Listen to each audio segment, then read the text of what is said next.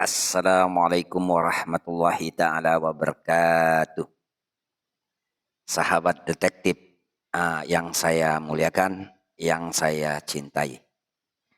Saya akan coba meminta bantuan sahabat-sahabat detektif tentang untuk memecahkan suatu polemik dan tuduhan-tuduhan Romail Abbas terhadap kecerdasan daripada Kiai Haji Imaduddin Usman Al-Bantani, yang mana tuduhannya menyatakan bahwasanya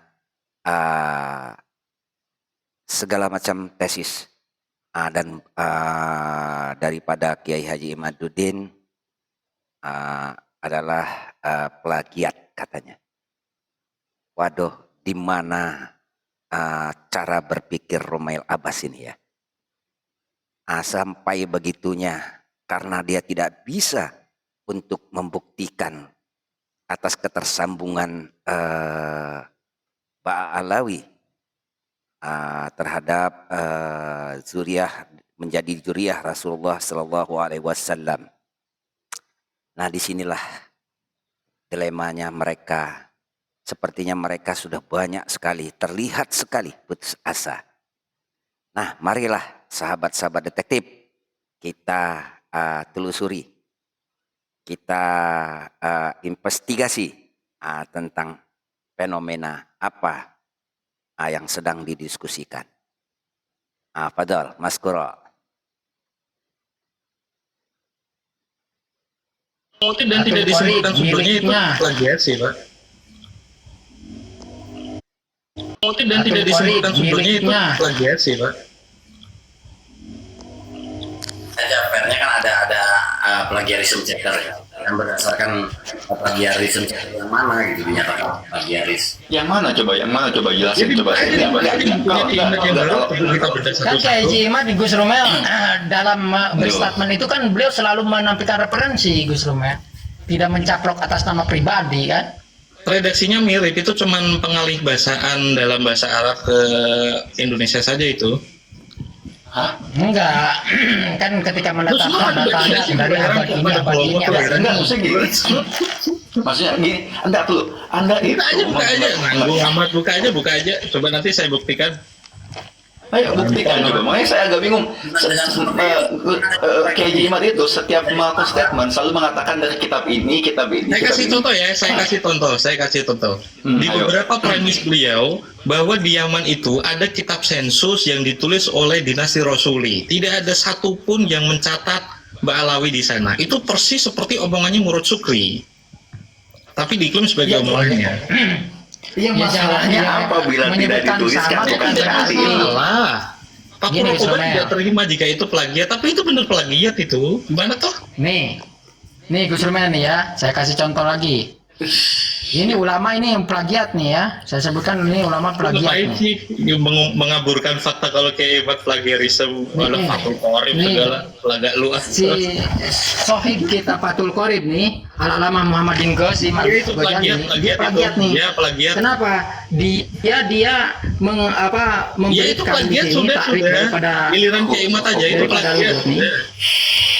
Dia tidak menyebutkan sumber nih. Wal kitab lugotan masdar. Nah, ini dia sumbernya dari mana? Menyebutkan wal kitab, dia menyebutkan sumber di sini. Ini plagiat. Itu plagiat, Pak. Artinya, itu plagiat. Berarti plagiat itu tidak bermakna negatif. Terus kan? Ya itu plagiat. Kok nggak terima amat sih disebut plagiat? Udah. Bukan gitu. Gini. Enggak begini Gus Romel. Ya kalau sama Gus Romel oke, saya Gus Romel juga gini loh Kang Paku. Kita harus fair. Gus Romel juga waktu diskusi sama Kiai Imad juga ngomong kok tidak ada Ubaidillah itu Ahmad bin Isa ke mana ke Yaman situ. Gus Romel juga sepakat gitu. Saya udah bilang sepakat tentang hal itu. Saya sepakat jika yang dimaksud adalah kitab yang versi cetak atau yang beredar di Google itu ya memang Gus Romel itu enggak ngomongnya itu ya ngomong sama. Ya, jadi begitulah sahabat detektif. Nah, kita hasil daripada penelusuran sementara itu tadi. Nah, jadi untuk lebih jelasnya coba kita Kita lihat kembali, telusuri. Gimana? Ya. Gimana? Anu satu-satu. Gimana? Lihat aja serius bagus Rumel waktu di Banten itu. Pura-pura aja Gus Asep. Enggak lah. Di Banten itu kan saya cuma dapat berapa menit ngomong kan. Sisanya kan Hanif, apa? Iya. Jadi di situ nggak dianggap sebagai Malamnya udah iya. pagi kita ngobrol-ngobrol di mobil. Oh, kalau malamnya kan sama itu apa? Farihin. Siapa lagi tuh? Lah ini sama Rijal, sama Rijal. Iya, sama Iya, ingat ini. Bicara fakta aja deh, bicara fakta. Selama ini kan yang mengikuti sekali masak ini, Saya nggak bisa on cam ini, nggak ada fiturnya. Cuman mikrofon doang yang bisa Artinya Gus Rumel itu sudah mencari semua kan. Dan faktanya, fakta aja ini. Yang abad keempat, kelima, keenam, ketujuh, kedelapan, faktanya tidak temukan keenam, ketujuh, kedelapan, itu fakta. Luar biasa.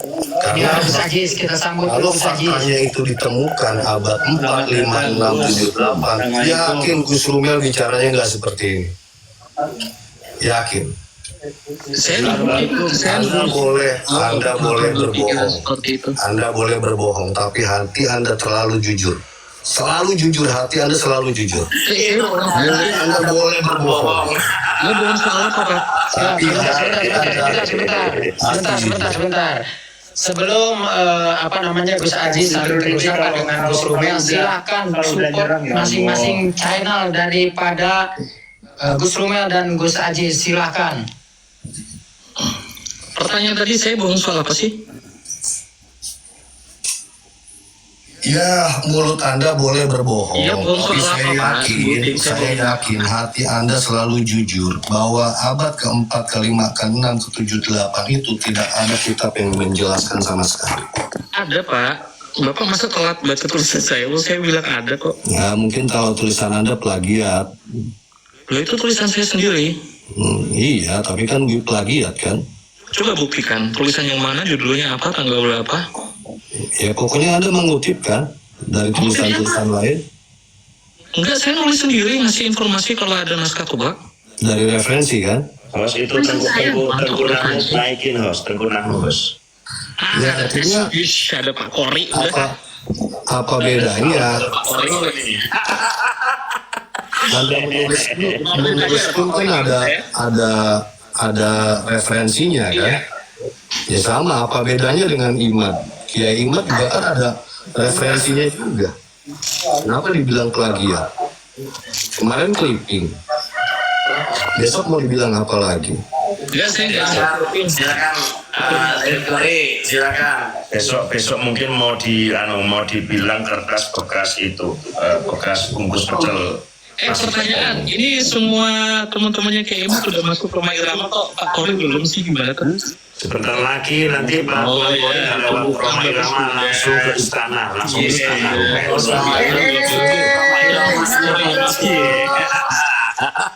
Tukang tipu, bagaimana kabarnya?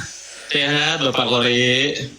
Ya, terus bagaimana tukang tipu? Kitab Al-Jauharus Syafaf itu tahun keberapa? Itu nanya Gus Haji saja, dia udah punya. Ya, saya tanya, penulis Al-Jauharus Syafaf siapa? Siapa ya? Saya kok agak pikun kalau ada Pak Kori. Mulai panik. Panik saya sama Abang orang yang... bilang, abang sebelum Ali Asakron ya? Ya. Jadi Al-Jauharus Syafaf itu sebelum Ali Asakron. Oh iya. Oh, benar. Benar. Coba buka, siapa penulisnya? Siapa ya? Saya nggak lupa. Bukan mulai. Rumel, ini zaman modern, Rumel. Otak orang cerdas, lu jangan begitu.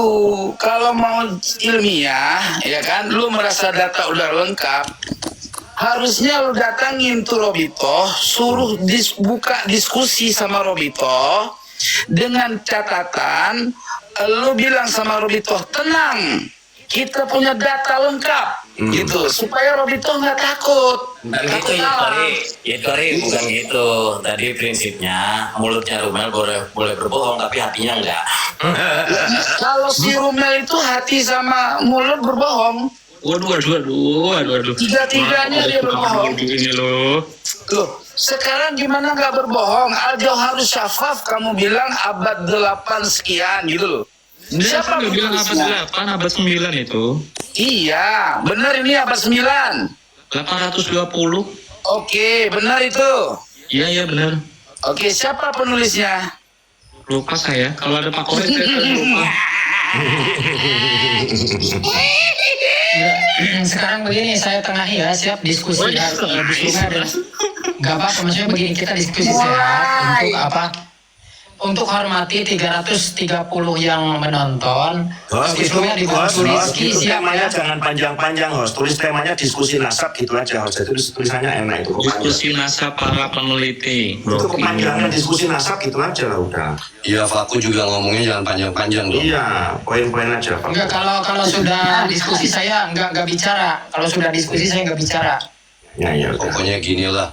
Halo, semua dibantu Ustaz Rizky, siapa yang mau dibawa nih? Tapi kalau sama Pak Kori saya enggak lah. Ya, sama saya aja udah. Pokoknya orang yang selama ini saya tunggu-tunggu setiap di Gomal selalu saya bilang bahwa saya hanya akan mendengarkan Ini apa supaya imbang ya. keputusan dari Gus Rumel dibantu Ustaz Rizky. Saya nyimak Enggak, aja. Gus Aji, enggak Gus Aji sebagai Aziz sama Tengku Kori, nanti Rumel sama siapa gitu loh. Tapi jangan ada caci maki, santai lah. saling melengkapi, saling melengkapi. Nih kalau saya akan saya katain penipu, saya caci kalau pendusta. Ya. Jadi kalau berdiskusi sama saya harus memperlihatkan data. Ya. Gokil. Ayo. Datanya yang Ali siapa? Ente dulu keliru soal apa itu Pak Kori? Ali sampai berkat kitab itu. Assalamualaikum warahmatullahi wabarakatuh. Assalamualaikum warahmatullahi wabarakatuh. Jadi selama ini kan saya hanya menunggu YouTube terbaru dari Gus Rumel gitu. Sebelum ini Ustaz Rizky, silahkan Ustaz Rizky meminta maaf dulu kepada Gus Rumel yang sudah menyebutkan bahwa Gus Rumel pemain baru. Mohon maaf Ustaz Rizky, saya tahu Gus Rumel itu dari awal mengikuti perdebatan ini. Dan harus dipahami. Saya emang pemain baru kan baru ikut belakangan saya. Jadi Ustaz Rizky jangan Udah diskusi jangan aja terlalu menyudutkan Gus Rumel. Bahkan dulu di hadapan Gus Rumel karena pernah menyatakan kalau Gus Rumel itu selalu bernarasi tapi tidak mempunyai data yang lengkap. Apa rekamannya nggak ada. Pernah nunjukin data kan emang. Apa salahnya? Nggak ada itu. Udah kita diskusi. Apa ini? Judulnya apa? Tadi ngalor ngidul kok. Betul. Saya izin pamit dulu ya. Saya bikin komal sendiri aja deh. Jangan. Aku lihat ini Masih Jangan takut dong. Izin dulu. Saya takut. Ustaz ini udah mengeluarkan data ini. ya nggak apa-apa pamit. Cuman aku statement gini loh, Gus Rumel, Anda selama ini aku lihat Anda yang paling pinter di antara semua orang pinter. Paling goblok juga Di antara Muhyiddin ini gitu, paling membela. Ya, santai. Aku sudah lihat itu semua gitu dari YouTube itu. Tuh semua YouTube nggak ada yang terlewatkan. Yang sekarang malam ini aku ambil kesimpulan, Anda nggak berdusta, Anda nggak berbohong, Anda benar. Mulut Anda berkata apa adanya. Mungkin berbohong, tapi saya yakin hati Anda selalu jujur. Hati Anda selalu jujur. Amin. Pasti. Dan benar-benar jujur. Dan benar-benar jujur. Jangan sampai silit saya lebih jujur loh dari mulut saya. Gus Rumel. Saya kasih tema diskusi. Siapa yang pantas menjadikan suatu pegangan ketika seseorang itu mengisbat? Dipahami nggak? Pak Kori itu yang layak itu. orang hebat ya tuh.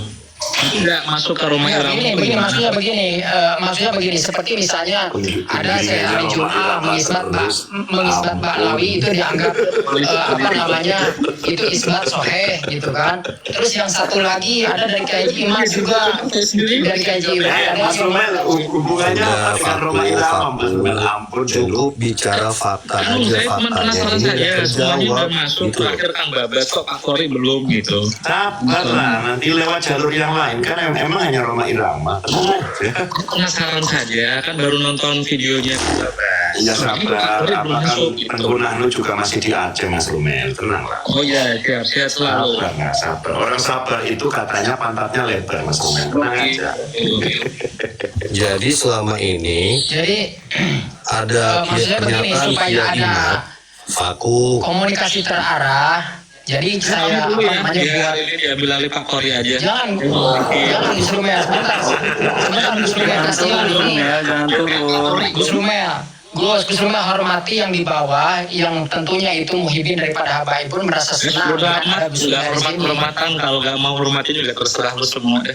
Emang bendera butuh dihormati. Emang begitu aja, nanti Pak Wali TikTok kalau mau ikut nggak apa-apa.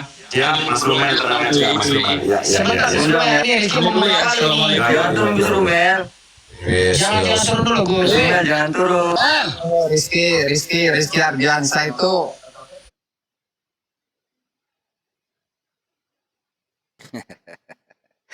Nah, begitulah saudara-saudaraku, sahabat-sahabat detektif semuanya.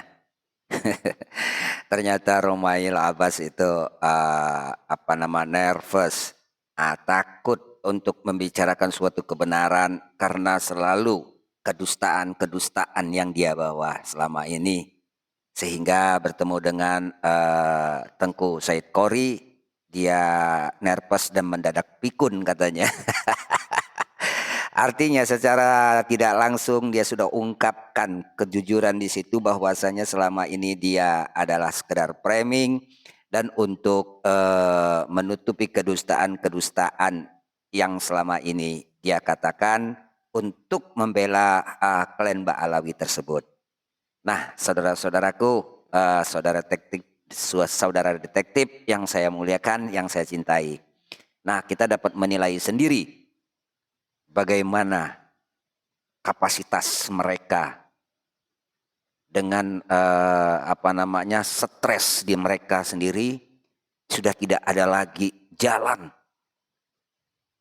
untuk membela klan Ba'alawi tersebut, sampai tuduhan-tuduhan terhadap tesis dan buku yang dibuat oleh Kiai Haji Imaduddin Al-Bantani tersebut.